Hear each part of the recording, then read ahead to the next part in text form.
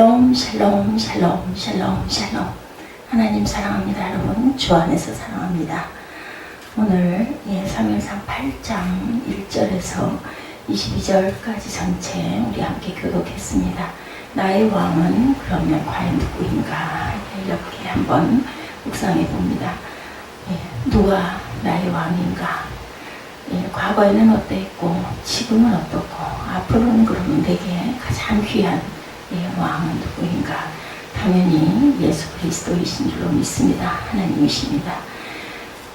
이스라엘은 여호수아의 인도로 가나안에 들어갔죠. 그렇지만 여호수아는 가나안 정복을 마치지 못하고 다 마치지를 못하고 돌아갑니다. 이스라엘은 유대지파를 중심으로 계속해서 이 정복한 가나안 땅을 정복해 가야 할 숙제가 남아 있었습니다. 그러면 그 다음 세대들은 어떻게 되었을까? 1세대들은 다 죽죠.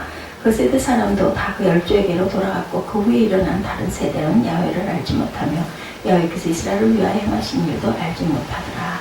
사사기 2장 10절에 이렇게 말씀하고 있습니다. 그 세대 사람은 다 열조로 돌아갔다는 것은 여호수아 시대의 사람은 다 죽었다 이런 뜻입니다.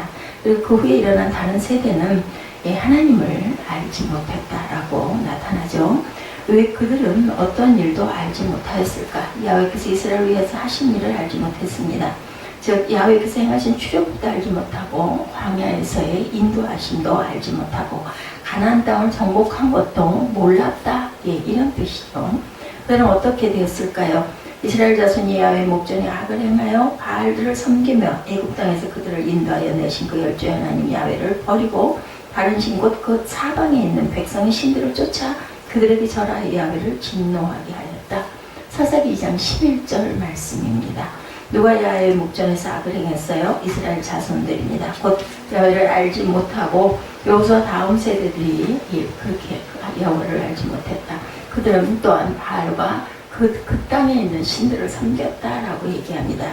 하나님 야훼를 버리고 가나안 족속들을 섬긴 신을 쫓았습니다. 그들에게 절하여 누구를? 하나님을 진노케 했다고 나타나죠. 여호와의 백성이 다른 신에게 절했으니 야훼께서 진노하시는 건 당연합니다. 진노하신 하나님은 이스라엘을 노략하는 자의 손에 붙이십니다. 또 주변의 모든 원수들의 손에 붙이십니다. 이스라엘은 모든 전쟁에서 패하고 큰 공경에 빠집니다.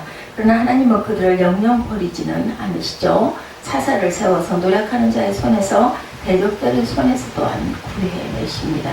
이스라엘은 자기들을 구원한 사사의 말에 그렇지만 또한 순종하지 않고 창녀 짓을 하듯이 다른 신을 섬기고 그럼에도 불구하고 또 절을 하고 우상 숭배를 합니다. 이렇게 이스라엘은 하나님의 떠남으로 징계를 받고 그리고 또한 사사를 통해서 구원을 받는 일이 계속해서 반복돼서 일어납니다.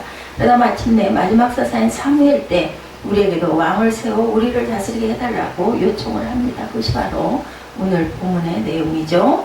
본문의 메시지는 하나님의 그 이스라엘의 왕은 누구라고요? 하나님이시다. 저와 여러분이 아까 예배 첫 번째 그 말씀 전하기 전에 여쭤보고 고백했듯이 우리의 왕은 하나님이시다. 예수 믿고 구원받은 그 순간 이후로 지금까지 또한 앞으로도 하나님이시다. 이 고백 여러분들도 동의하시고 저도 동의했습니다. 그럼 이스라엘의 왕은 하나님이신데 본문 1절에 사무엘이 늙음에 그 아들들로 이스라엘 사사를 삼았다. 사무엘이 이제는 늙었습니다. 그래서 아들들이 사사가 됩니다. 하나님께서 세우신 사사죠. 그러니까 사무엘은 나이 많아 늙었고 누구를 이스라엘의 사사로? 사무엘 그 아들들을 사사로 삼았습니다. 그래서 사무엘의 아들들은 전혀 사사오시를 하지 못합니다. 본문 3절에 그 아들들이 그 아비의 행위를 따르지 아니하고 이를 따라서 뇌물을 취하고 판결을 굽게 하니라. 판결을 굽게 했다는 건 잘못됐다라는 얘기겠죠. 그 아들들이 아버지의 행위 사무엘 같지 않았다. 그리고 뇌물을 취하고 판결을 잘못했다라는 거죠. 한마디로 타락합니다. 하나님은 왜 사사를 세우셨나? 하나님은 사사를 통해서 구원하시고 다스리신 것은 이스라엘이 하나님이시고 이스라엘의 왕이라는 의미를 갖고 있습니다. 비록 이스라엘 백성은 하나님을 떠나 창녀처럼 다른 신에게 절을 하고 섬기지만 계속해서 사사를 세우심으로 말씀하고 계신다. 내가 너희를 조성하였고 너희의 출입을 내가 지켰고 그리고 내가 너희를 낳았고 너희를 기른다. 나는 너희 하나님이요 너는 나의 백성이다. 이렇게 말씀하죠. 이것이 반복해서 사사를 세워 이스라엘을 구원하신 다스리신 하나님의 뜻이고, 그리고 나의 왕은 하나님이시다. 이스라엘은 세상을 쫓았습니다. 두 번째는 5절에 그에게 이르되 보소서 당신은 늙고 당신의 아들들은 당신의 행위를 따르지 아니하니 열방과 같이 우리에게 왕을 세우리를 다스리게 하소서 한지라. 5절에 이렇게 나타납니다. 누구와 같이 우리에게 왕을 세우라고요? 열방과 같이, 다른 나라와 같이. 더 이상 하나님의 백성으로 살지 않고 세상을 쫓겠다는 의사 표현을 합니다. 이스라엘은 자신들이 이방신에게 절함으로 하나님을 노엽게 한 사실을 까맣게 잊고 사사들의 타락만 탓하고 있습니다. 자신들의 불순종을 생각하지 않고 사사들을 통해서 자신들을 통치하시는 하나님에 대한 불평을 하고 있죠. 하나님은 왕을 요구하는 백성들에게 왕의 제도를 알려주십니다. 그들이 왕을 세워주세요, 왕을 세워주세요 하는데 왕을 세우면 어떤 일이 있게 될지 사무엘을 통해서 알려주시죠. 여러분이 왕을 세우면 그와 여러분의 아들들을 징벌하여 자신들의 전차와 말을 몰게 하고 자신의 전차 앞에 달리게 할 것이다.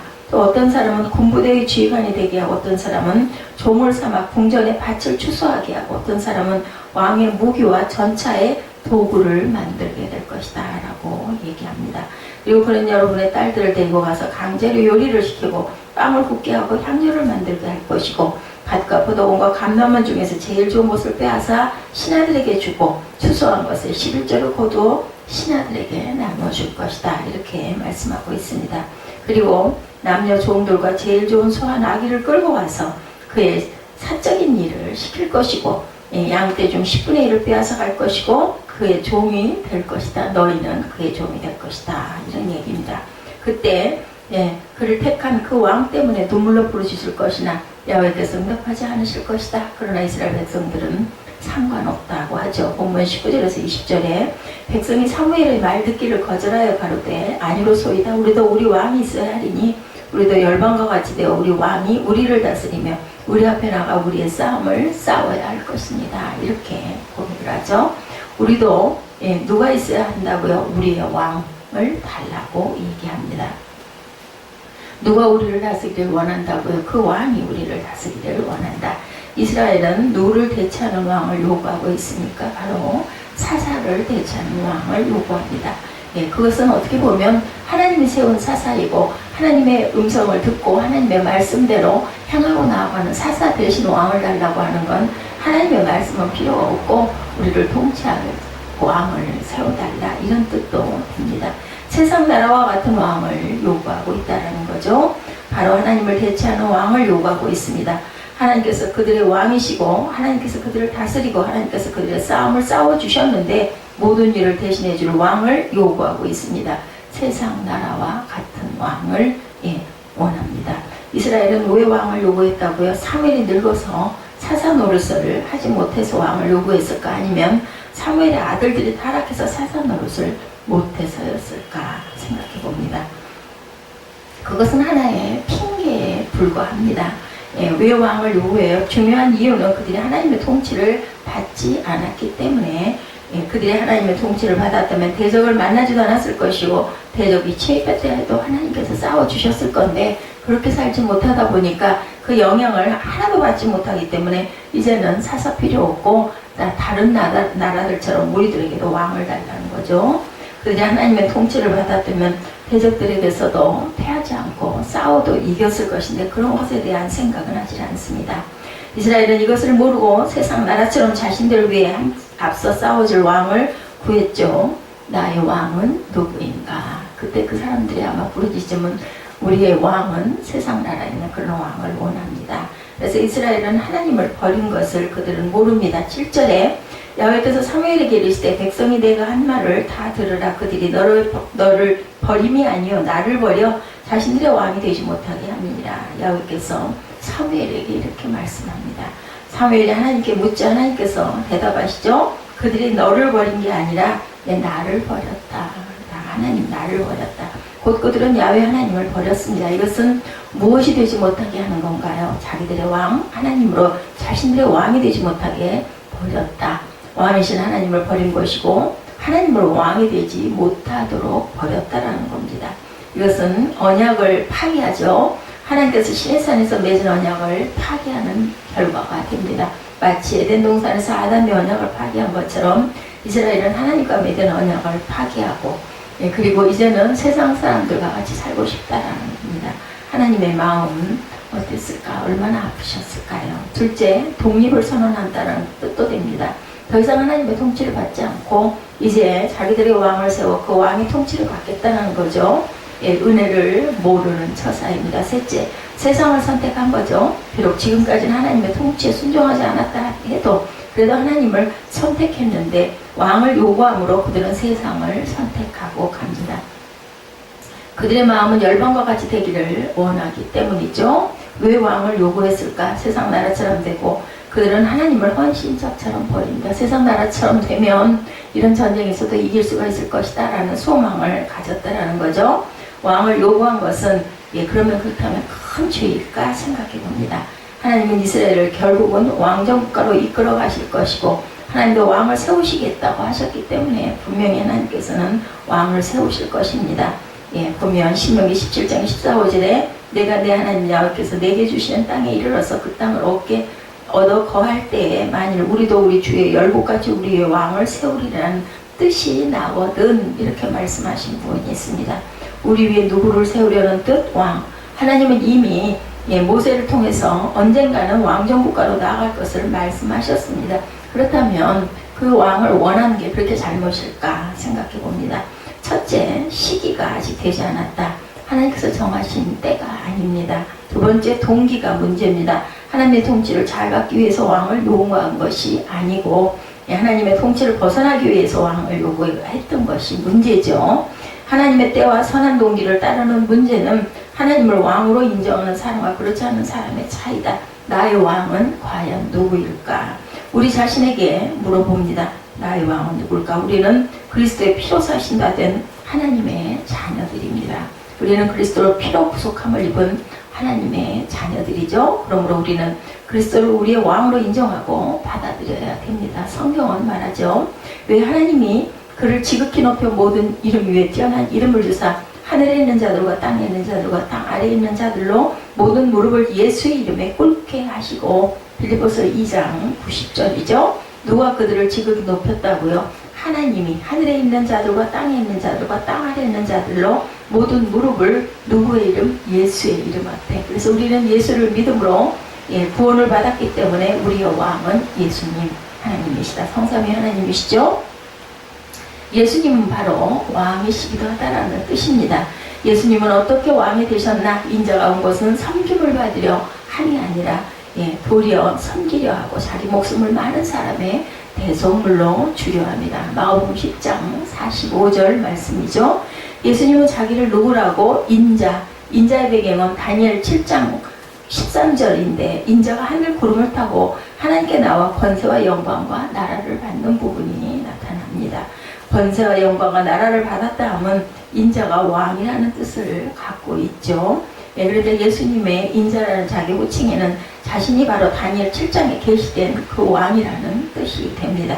성경을 다시 보면 인자가 온 것은 섬김을 받으려 하니 함이 아니요 도리어 섬기려 하고 자기 목숨을 많은 사람의 대속물로 주려 함이라. 인자는 무엇을 많은 사람들에게 자신의 목숨을 대속물로 주기 위해서 왔다라는 거죠. 이 말은 이사야 53장에 배경이 있습니다. 그는 우리의 허물 때문에 찔리시고 우리의 죄악 때문에 상하시고 우리가 평화를 누리도록 징계를 받으시고 우리가 나음을 입도록 채찍을 맞으셨다라고 이사야 53장에 말씀하죠. 그러니까 예수께서 자기 목숨을 많은 사람의 배송물로 주시겠다라는 뜻입니다. 그 메시아, 이사야 53장에 계시된 메시아. 그렇다면 예수님은 어떤 왕일까? 백성들을 위해 자기 목숨을 주시는 왕이시고 자기 목숨을 주심으로 자기 백성을 조성하시는 왕이시다. 그리스도는 나의 왕이심을 우리가 감사해야 할 줄로 믿습니다.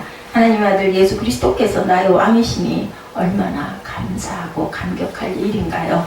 악하고 패역한 세상 사람이 나의 왕이 아니고 유한하고 바람처럼 없어질 세상에 속한 것이 나의 왕이 아니고 브레이크가 고장난 자동차와 같아서 믿을 수 없는 내 자신이 왕이 아니고, 기회만 있으면 유혹하여 죄의 길로 이끌어가는 사탄이 나의 왕이 아니고, 하나님이신 그리스도께서 나의 왕이심을 너희들 고백하시고 감사하시는 저와 여러분 되시기 바랍니다. 그리스도가 나의 왕이심을 인해서 진심으로 감사하시고 감격하시는 그러한 이 아침 되시기를 주님의 이름으로 축복합니다. 그리고 그리스도의 통치 안에 머물기를 소망하시고 바라죠. 왕의 통치 안에 머무는 것이 복인 줄 믿고, 왕의 통치를 형통의 지름길인 줄 믿고, 왕이신 그리스도의 통치를 기뻐하고 즐거워하는 저와 여러분 되시기를 주님의 이름으로 축복합니다. 나의 왕은 누구일까? 예수 그리스도, 우리를 구원하신 예수님이신 줄로 믿습니다. 내가 발견한 하나님 또한 그리스도는 또한 어떤 분이신가? 우리 한번 묵상해 봅니다. 우상 숭배에 진노하신 하나님, 그릇된 길로 가면 징계하시는 하나님, 자기 백성을 구원하시는 하나님, 왕이신 하나님, 나에 대해 소유권을 주장하시는 하나님, 나의 왕에 되어 다스리는 하나님, 여러분이 발견한 하나님은 과연 어떤 하나님이십니까? 또 어떤 그리스도를 여러분들 발견하셨습니까? 하늘과 땅 아래에 있는 모든 이의 왕이신 그리스도, 권세와 영광과 나라를 받으신 왕이신 그리스도, 또한 섬기러 오신 그리스도, 자기 목숨을 대속물로 주신 그리스도, 자기 목숨을 주심으로 구원하신 그리스도, 자기 목숨을 주심으로 자기 백성을 조성하신 그리스도, 여러분이 발견한 그리스도는 어떤 분일까? 어떻게 그리스도의 통치를 받을 수 있을까? 이스라엘은 열방을 보고 왕을 요구하는데, 그렇다면 세상적인 생각과 기준을 하나님 나라적인 생각과 기준으로 바꿔야 하지 않을까? 우리가 깊이 생각합니다. 나 중심에서 하나님 중심으로 바꿔야 되겠죠? 내가 나 된 것이 내가 아니라 하나님이 하셨다는 것을 인정해야 됩니다.